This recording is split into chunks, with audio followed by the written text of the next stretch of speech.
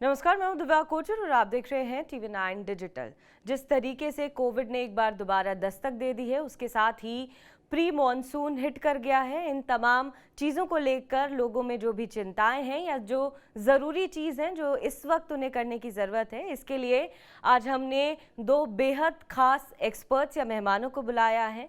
पहले हैं डॉक्टर नवनीत सूद, जो कि हैं associate director department of pulmonary, Dharamshila Narayan अस्पताल, दिल्ली। दूसरी हैं डॉक्टर अंकिता वैद्य, head infectious disease, Manipal hospital, new Delhi.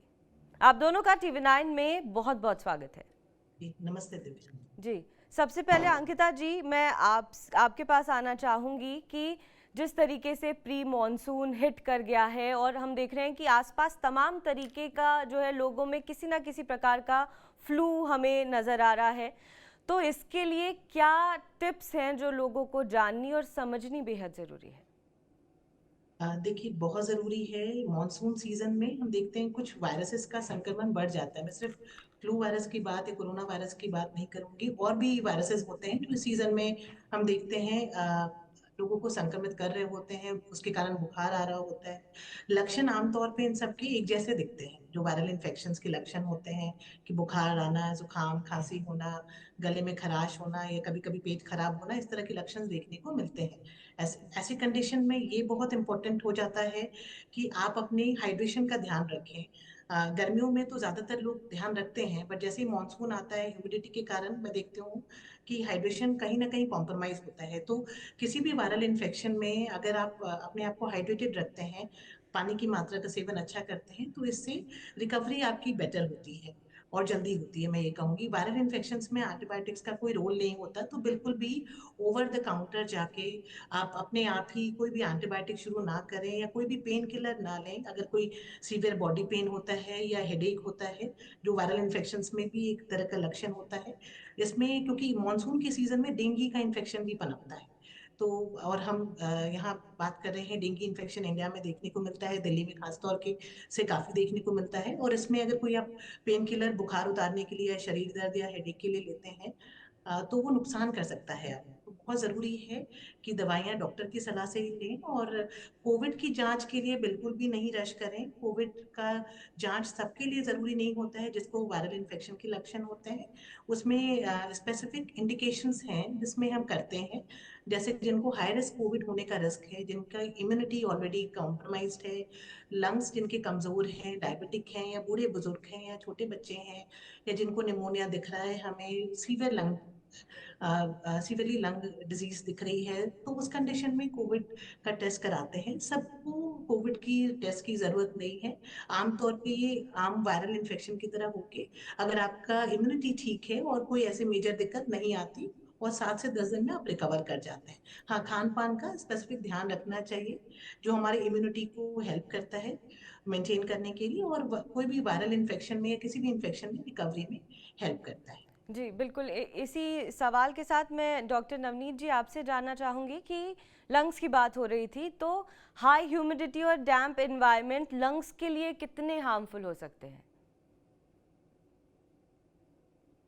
Humidity तो जो रहता है ना, आप अगर आप उस वक्त भी देखेंगे जैसे स्मॉग वाला टाइम होता है अक्टूबर नवंबर, जी। तो डेंसिटी ऑफ पार्टिकल्स जो होते हैं एयर में बहुत देर तक सस्पेंडेड रहते हैं, तो उसमें ऑर्गेनिजम्स भी आते हैं, तो वायरसेस, बैक्टीरिया जो भी रहता है, डस्ट पार्टिकल भी रहते हैं। तो जो पर ब्रेथ हम इनहेल करते हैं वो load of anything, any allergen और एनी बैक्टीरिया इज मोर, है ना, जो उसमें जब ह्यूमिडिटी ज्यादा रहती है। जहाँ तक कोविड की बात है, तो कोविड से अभी मेरे ख्याल से अभी सबको पैनिक करने की जरूरत नहीं है। नॉर्मली ये वेरिएंट JN1 वेरिएंट है ओमिक्रॉन का, और अगर लोगों को याद हो तो ओमिक्रॉन भी माइल्ड सा ही फॉर्म था जो पिछली बार भी हुआ था लास्ट टाइम। जी। बस एक सब ग्रुप ऑफ पेशेंट्स हैं, स्पेसिफिकली जो कैंसर के पेशेंट्स हो गए या डायबिटीज हो गई, उनको थोड़ा, या जो भी इम्यूनो कॉम्प्रोमाइज पेशेंट्स हैं, लंग, लिवर, हार्ट, किडनी, इन सब चीज़ों के, उन उनको थोड़ा ध्यान रखने की जरूरत है, या वो आपके घर में हैं, एल्डरली हैं, तो उन पे थोड़ा ध्यान फोकस रखने की जरूरत है। सपोजिटली आपके किसी को फ्लू के सिम्टम्स आ रहे हैं, किसी बच्चे को सिम्टम आ रहे हैं, और घर में एल्डरली हैं जिनके ये प्रॉब्लम्स हैं, इनमें से कोई भी, तो उनको ध्यान रखें। बाकी अदरवाइज अभी तक जितने भी केसेस आए हैं वो माइल्डर फॉर्म्स हैं, जिसमें भी सीवियर फॉर्म्स आई हैं वो सीवियर कोमॉर्बिडिटी वाले ही पेशेंट थे। जी। मैं एक और आपसे बात जानना चाहूँगी नवनीत जी कि मॉनसून से रिलेटेड जो फंगल इन्फेक्शंस हैं उनका रिस्क कितना ज़्यादा होता है और इसके लिए क्या करने की आवश्यकता है? देखिए, जो मॉनसून से रिलेटेड जितनी भी इन्फेक्शंस हैं हमारी, एक तो जो नॉर्मल इन सबको अपार्ट फ्रॉम जो कोविड में हो रहा है उसके अलावा जो बाकी इन्फेक्शंस भी होती हैं, अभी तो उनको भी थोड़ा कंट्रोल करने की जरूरत है क्योंकि मॉनसून भी थोड़े अर्ली आ गए हैं अभी। जी। तो एक तो जो एयरबोर्न इन्फेक्शंस हैं वो थोड़ा सा जल्दी आ जाएंगी, प्लस कुछ गैस्ट्रिक प्रॉब्लम्स भी बढ़ जाती हैं।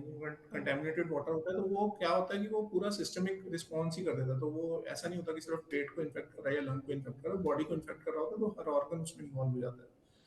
तो पहली चीज तो है कि मास्क अपने आप जो स्पेसिफिकली जो वल्नरेबल ग्रुप्स हैं उनको तो मास्क शुरू कर देना चाहिए पहनना, जी। और क्राउडेड स्पेसेस में उनको जाना थोड़ा अवॉइड करना चाहिए। अभी है ना, मान लो मूवी देखने जा रहे थे आप, तो आप अपना घर में बैठ के मूवी देखिए। अभी अननेसेसरी जो जो चीजें अवॉइड हो सकती हैं क्राउडेड प्लेसेस में जाने का, उसको आप अवॉइड करिए। जो नहीं अवॉइड हो सकता उसमें फिर आप N95 मास्क पहन के जाइए। हुँ। जो इम्यूनो कॉम्पिटेंट लोग हैं उनको ये ध्यान देने की जरूरत है कि जो घर में या उनके आसपास के लोग हैं जिनमें इम्यूनो सप्रेस्ड है, उनका ध्यान रखते हुए वो अगर आपको सिम्टम हो रहे हैं फ्लू के तो आप उस हिसाब से मास्क पहनिए। जी। अगर किसी को सिम्टम है तो वो सिंपल सर्जिकल मास्क पहन ले जो इम्यूनो कॉम्पिटेंट है, पर जो जिसकी इम्यूनिटी कम है, कैंसर के पेशेंट है, लंग लिवर हार्ट के पेशेंट है, प्रेग्नेंट फीमेल्स हैं, वो फिर N95 मास्क ही पहने। जी। ये सब उनके साथ भी लागू होता है जो एज़मा या एलर्जिक पेशेंट्स हैं, उनको भी ये सेम बिल्कुल, चीज़ें फॉलो करने की ज़रूरत है? बिल्कुल, ये सारे उसी में आते हैं। अस्थमा, एलर्जी, सीओपीडी, आईएलडी, जो भी हमारे लंग के तो सारे पेशेंट्स आते हैं उसमें। जी। अंकिता जी, मैं आपसे जानना चाहूँगी कि इस वक्त खाने-पीने को लेकर तमाम जो है लोग बातें करते हैं, खासकर पानी का जो है कहते हैं कि वाटर अगर आप साफ़ रखो या पानी अगर आप साफ़ तरीके से पिएँ, तो इस मौसम में आपकी आधी बीमारियाँ जो हैं वो ख़त्म हो जाती हैं। तो इसको लेकर आप क्या दर्शकों को बताएँगे कि किस तरीके से पानी का इस्तेमाल करें, बाहर के खाने से बचें या किस तरीके का खान-पान इस वक्त करना ज़रूरी है? देखिए, इन्फेक्शियस डिजीज में ये बहुत ज़रूरी है समझना प्रिवेंशन का एस्पेक्ट, जिसके बारे में अभी आप बात करो, और ये अच्छी बात है कि हम इसको डिस्कस कर रहे हैं आज। सो प्रिवेंशन, इन्फेक्शियस डिजीजेस कैसे फैलती है, तो उसके बहुत सारे तरीके होते हैं। जैसे एक एयरबॉर्न होता है जिसमें हम कोविड की बात करते हैं। खान पान से हम देखते हैं टाइफाइड हो गया, पेट खराब होना, गैस्ट्रोएंटराइटिस हो गया, हेपेटाइटिस हो गया, इस तरह के इन्फेक्शंस फैलते हैं खान पान से। तो अगर आपका फीको ओरल ट्रांसमिशन होता है इसमें, हम कहते हैं। सो इसमें बहुत ज़रूरी है कि जो फूड एंड वाटर हाइजीन को मेंटेन किया जाए, और जो वाटर रिलेटेड प्रॉब्लम जैसे पेट खराब होना और ये हेपेटाइटिस और टाइफाइड, ये सब पानी से और खान पान से होता है, तो इससे बचा जा सकता है। कुछ वैक्सीन्स भी होती हैं इससे रिलेटेड, जैसे टाइफाइड की वैक्सीन्स लग सकती है जो अच्छी एफिकेसी है उसकी, अराउंड 85% है। 3 इयर्स में बूस्टर चाहिए होता है। वैसे ही हेपेटाइटिस ए जो कि खान पान से होता है, फिकोरल ट्रांसमिशन होता है हेपेटाइटिस ए का, वो भी वैक्सीन प्रिवेंटेबल डिजीज है, और इस तरह से उससे भी बचा जा सकता है। अगर सही समय पे सही तरीके से वैक्सीनेशन हो जाता है तो उससे बचा जा सकता है इस तरह के इन्फेक्शन से। हाइजीन हम जानते हैं, चाहे फूड एंड वाटर हाइजीन हो, चाहे रेस्पिरेटरी हाइजीन हो, जैसे मास्क पहनना, कफ एटिकेट्स, कफ इन स्लीव्स है या टिश्यू पेपर में यूज करें। अगर आपको कफ है तो, किसी को भी हल्के फुल्के लक्षण हैं, वायरल जैसे लक्षण हैं, तो मास्क अप करना और हैंड हाइजीन प्रैक्टिस करना, ये आमतौर पे हमने सीखा है कोविड एरा में, और इसे कंटिन्यू करना चाहिए, क्योंकि सिर्फ कोविड से नहीं बचाता है, ये और भी तरह के इन्फेक्शन से बचाता है। इस तरह की प्रैक्टिसेस अगर आप रेगुलर वे में अपने रेगुलर रूटीन में हैंड हाइजीन या इस तरह की हाइजीन प्रैक्टिसेस करते हैं, क्योंकि इन्फेक्शियस डिजीज जैसे संक्रामक रोग बोला जाता है, जिसकी मैं एक्सपर्ट हूँ जैसे आपने बताया। सो जी। इसमें बहुत ज़रूरी है कि जो हम अपने हाइजीन पे वर्क करेंगे तो इससे बहुत अच्छे से इन चीज़ों को बहुत तरह से कर्टेल किया जा सकता है, क्योंकि एक दूसरे से फैलता है। तो अगर कोई इन्फेक्टेड व्यक्ति अपने आप को आइसोलेट करता है, जिसको फ्लू लाइक लक्षण है, और उसने मास्क पहना हुआ है, तो दूसरों को जाने की, उसके परिवार में, फ्रेंड्स में, ऑफिस में इसकी ट्रांसमिशन को कर्टेल किया जा सकता है। जी। और छोटे बच्चों के लिए क्या? क्योंकि जो बहुत छोटे बच्चे होते हैं जिन्हें हम मास्क नहीं लगा सकते और उनके पास जो पेरेंट्स हैं उनके, वो तो जाएंगे ही उनका ख्याल रखने, तो उनको भी क्या चीज़ें करने की इस वक्त ज़रूरत है? देखिए, अगर जैसा डॉक्टर साहब ने भी बताया, अगर आपके घर में कुछ ऐसे छोटे बच्चे हैं, बुजुर्ग हैं, या जिसकी इम्यूनिटी कम है हम्म। ऑलरेडी, ऐसे लोग हैं और आप बाहर जाते हैं और आपको जुकाम खांसी बुखार हो रहा है, एटलीस्ट आप मास्क अप कर लें। बच्चों की तो न्यूट्रिशन पे वर्क करना चाहिए, बच्चों की विटामिन डी लेवल्स करेक्ट होने चाहिए, बच्चों को citrus fruits, vitamin C rich food, इस तरह की चीजें देने से बच्चों की इम्यूनिटी अप रहती है। रेगुलर डीवॉर्मिंग 6 मंथली जो हमारा नेशनल प्रोग्राम भी है कि डीवॉर्मिंग डे नेशनल प्रोग्राम में अनाउंस्ड है, साल में 2 बार ही आता है, उस दिन जरूर डीवर्मिंग करें बच्चों की। डीवर्मिंग एक सिंपल मेडिसिन से, सिंगल टैबलेट से की जाती है नेशनल प्रोग्राम में। सो ये छोटी छोटी चीजें अगर आप करते हैं तो बच्चों की इम्यूनिटी भी ठीक रहती है। साथ ही साथ बच्चों को इस तरह के इन्फेक्शन ना हो तो जनरल हाइजीन प्रैक्टिसेस, और किसी को भी अगर ऐसे लक्षण है, फ्लू लाइक लक्षण है, मैं सिर्फ कोविड की बात नहीं करी, फ्लू भी इसी तरह से फैलता है या दूसरे वायरसेस भी इसी तरह से फैलते हैं, ज्यादातर कॉमन रेस्पिरेटरी वायरस की मैं बात करूं, तो खुद अगर आप अपने प्रिकॉशंस ले लेंगे तो आपके घर में भी ये फैलने से बचता है। फ्लू की तो वैक्सीन भी आती है जो बच्चों में रिकमेंडेड होती है, और आइडली अगर रूटीन वैक्सीनेशन में हम यूजुअली रिकमेंड करते हैं जब नया स्ट्रेन जुलाई अगस्त में आता है, उस समय इस तरह की वैक्सीनेशन लगनी चाहिए। आप डेफिनेटली आपके डॉक्टर से सलाह करें। जी बिल्कुल।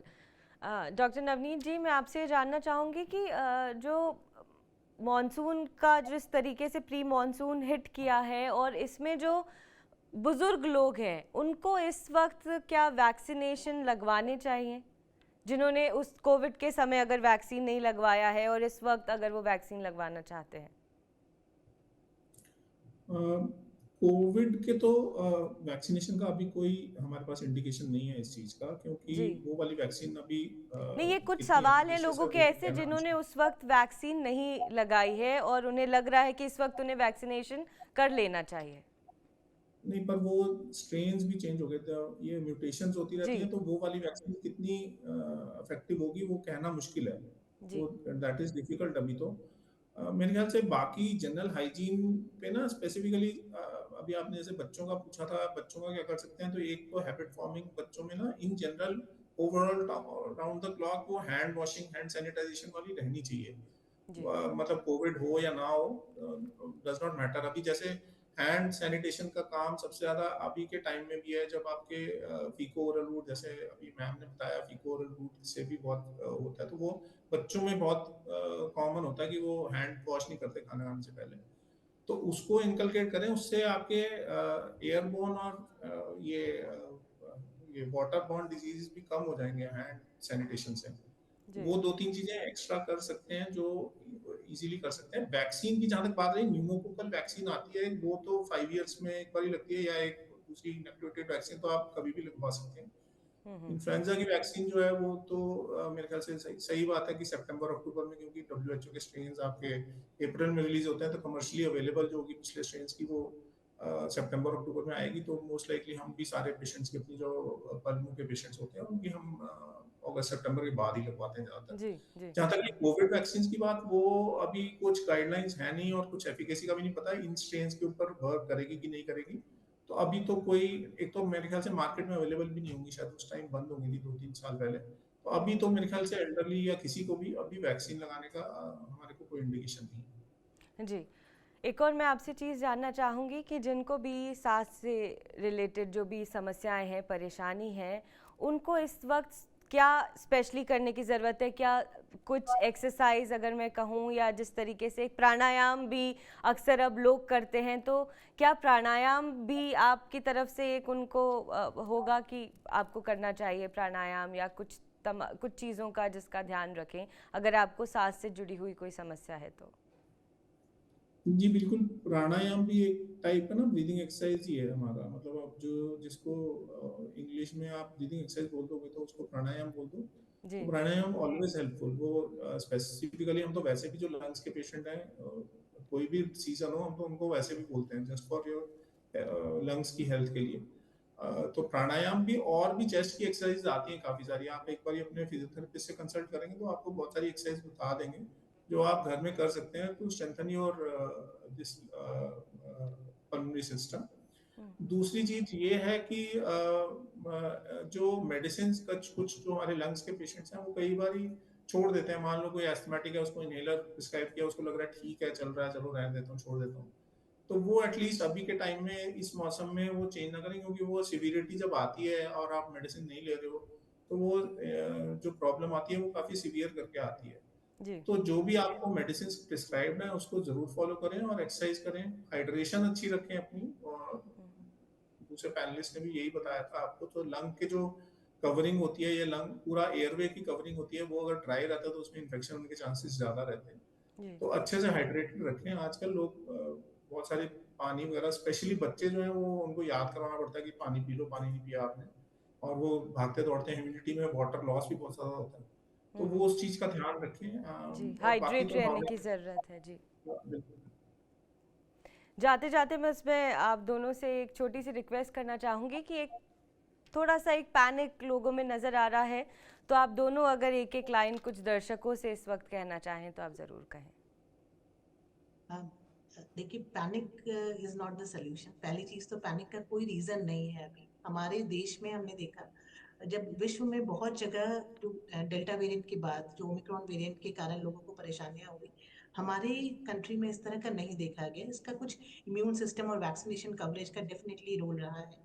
और पैनिक नहीं करना। ये जितनी भी गाइडलाइंस आ रही है, ये जब सिर्फ सतर्क रहने के लिए है कि आप अलर्ट रहें, प्रिकॉशंस रखें। ये वायरसेस टाइम टू टाइम अपना शक्ल बदलते रहता है, म्यूटेट करते रहते हैं। जैसे हमारी इम्यूनिटी चेंज होती है, इनमें भी कुछ ऐसा वेरिएशन आता है। इस कंडीशन में ये जरूर होता है कि बार बार हम देखेंगे कुछ ना कुछ केसेस आ रहे हैं, पर घबराना नहीं है। प्रिवेंशन अगर जो हमने सीखा है उसको फॉलो करेंगे तो बिल्कुल कोई ऐसे घबराने की बात नहीं है जी। इस कंडीशन। डॉक्टर तो नवनीत मैं आप कुछ। जी। तो मैं एक बस एक वो कह रहा हूँ कि जो सिवियरिटी है, जो हमने कोविड में भी देखा था या ओमिक्रॉन में भी देखा था, तो वो जैसे डायबिटिक्स थे या इम्यूनोसप्रेस्ड थे। अब इम्यूनोसप्रेस्ड में कैंसर वैंसर वाले पेशेंट्स तो डायग्नोज होते हैं। बहुत इंडिया में ना डायबिटीज की कैपिटल है अभी, तो वो और जी। बहुत सारे मोर देन 60% अनडायग्नोज डायबिटिक्स हैं।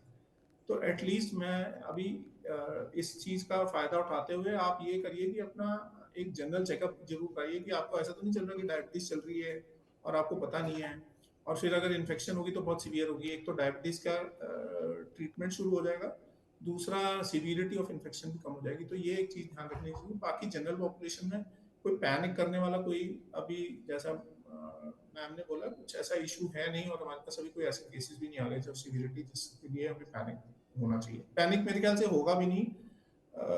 वो एक बॉडी अब थोड़ा सा थोड़ी सी म्यूटेशन हो भी गई है, बट एक level of immunity in generally population में है। और ये वैसे कोविड गया नहीं था, बीच बीच में इंडेमिकली चलता ही जा रहा था, तो ऐसा नहीं है कि बॉडीज हमारी इस चीज को वो नहीं है। तो मेरे ख्याल पैनिक करने की जरूरत नहीं है, ध्यान रखने की जरूरत है बस। जी। आप दोनों का TV9 डिजिटल से बात करने के लिए बहुत बहुत शुक्रिया। हम उम्मीद करेंगे कि चीज़ें ठीक रहें और आगे अगर आप लोगों की ज़रूरत पड़े तो हम एक बार ज़रूर आपसे संपर्क करेंगे। आपका बहुत बहुत शुक्रिया।